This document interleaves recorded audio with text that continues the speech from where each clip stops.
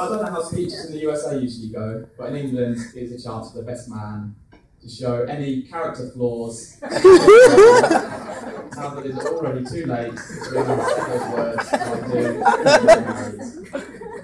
But before I get into that, I thought I would just say congratulations to Joe on getting to the next stage on receiving a green card. He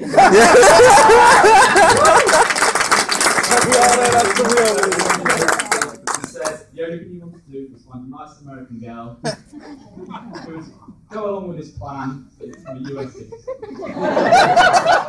And if there are any US border control officers in here, that is not true. I met him in the second week of university.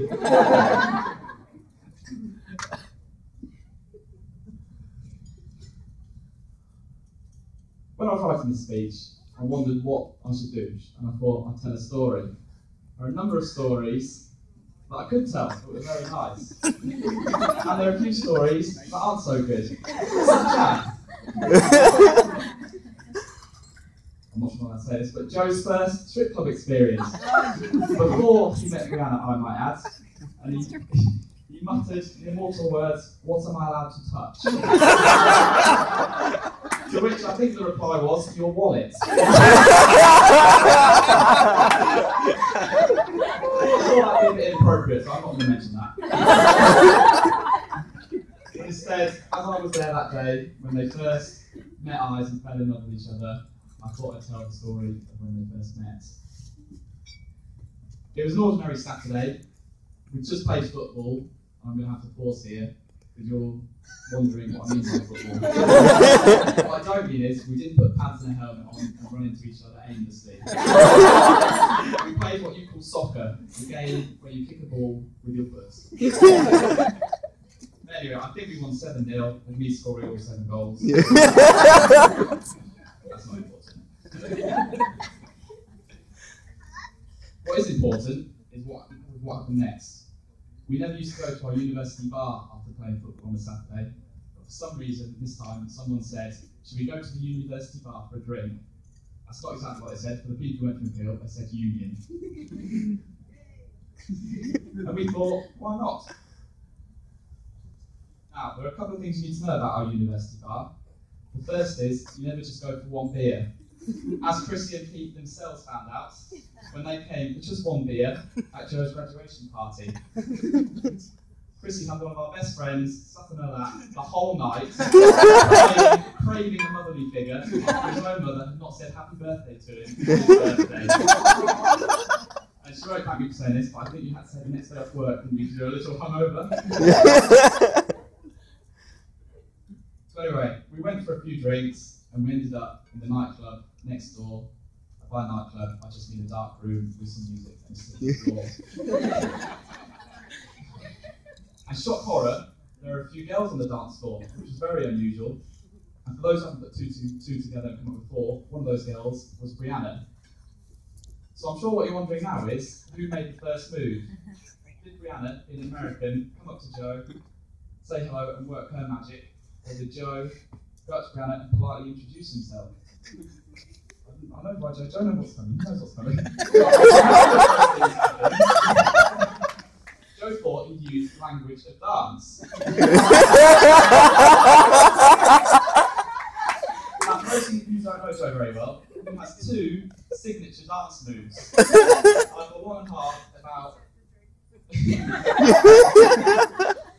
whether I should describe them, whether I should show you them, and I thought he's going to be stood or sat right next to me. You might need a little bit of encouragement here. He can show them himself.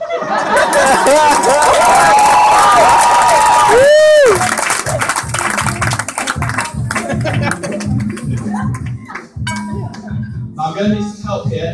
Aidan, Mary, you can help me. Come.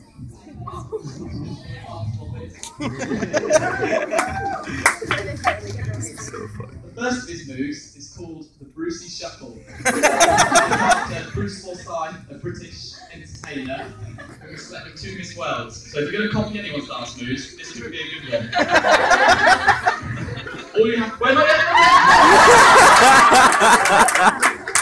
have to do to get into his dance move is point at his feet. Can you just go?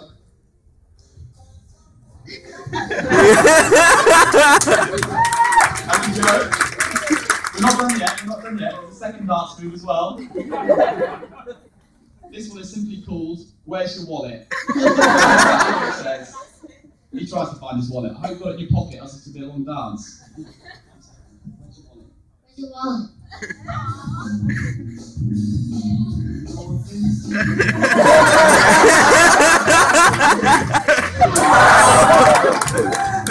Thank you.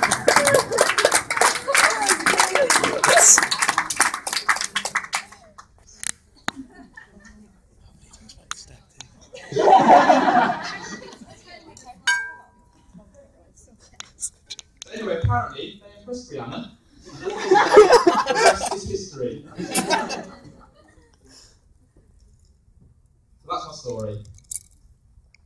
The other thing I'm going to talk about are my 3 main tasks as best man. The first of these, and probably the least important to be honest, is this speech, which I think is going okay so far. The second of these is to make sure Joe doesn't get any last minute nerves, run away, and get to the wedding on time. Brianna, I caught him halfway to the airport this morning. But by far and away the most important thing is the stag do, or as you call it over there, the bachelor party. A group of about 15 of us went up to Newcastle, which is where the English version of Jersey Shore is filmed. You have some idea of what it's like. Anyway, on the Friday, we just went for a few quiet drinks. On the Saturday, we all went to the horse racing in fancy dress, with all of us in jockey outfits. Now, because you know the jockey is like the person that rides the horse, who's usually about 5 foot. Being 6'4", we looked a bit odd. And Joe went in a very fetching lady outfit. And there should be an envelope in the middle of each table. If you want to have a look, I've got one picture of everyone in their fancy dress. The envelope's in the middle. And then there's a second picture of what Joe's outfit ended up.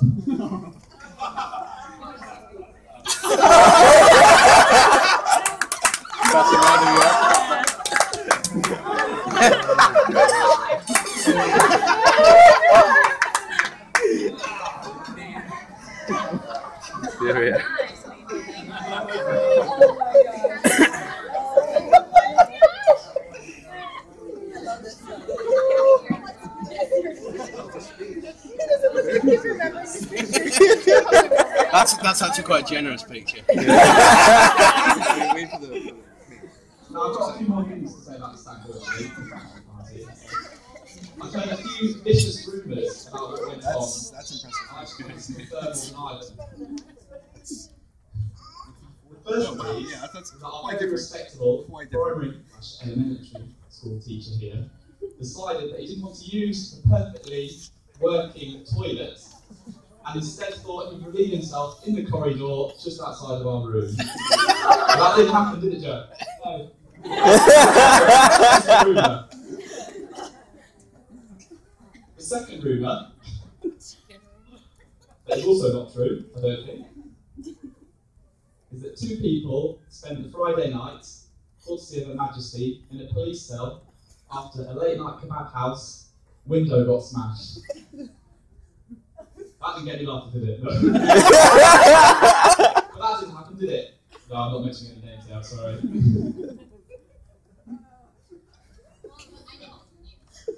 Can of worms opened.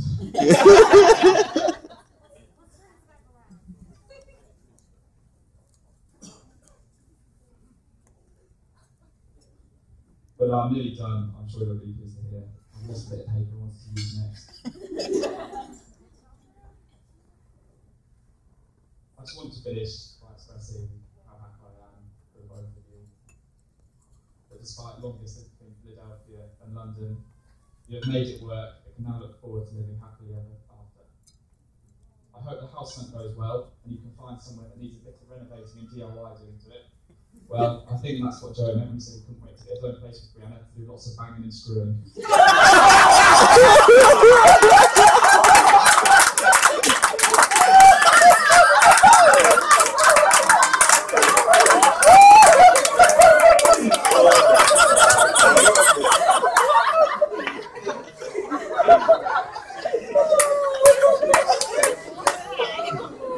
They have no choice anymore.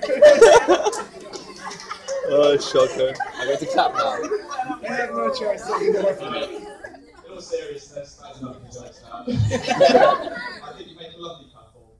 And although you're taking Joe away to another continent from you, Brianna, there's no one in this room more happy than I am for both of you. There have been times where it's looked like this might not happen, mainly owing to visa issues, but true love has brought you both through it all, and I'm honoured to be here celebrating this day with you. Having lived with Joe for the last 2 years or so, I've seen firsthand both the times when they've been apart and put a lot of effort in, such as Skyping every single day, which I'm sure they're both glad to see the back of. But also when Brianna has been in London, they were clearly not just girlfriend, boyfriends, but best friends and soulmates as well. And with that, it gives me great pleasure to ask you to all stand and raise your glass to the newly married couple, Joe and Brianna. Cheers, guys. Chin chin. Chin chin.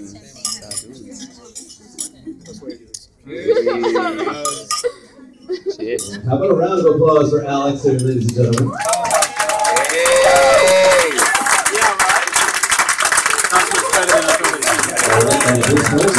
One more toast this evening.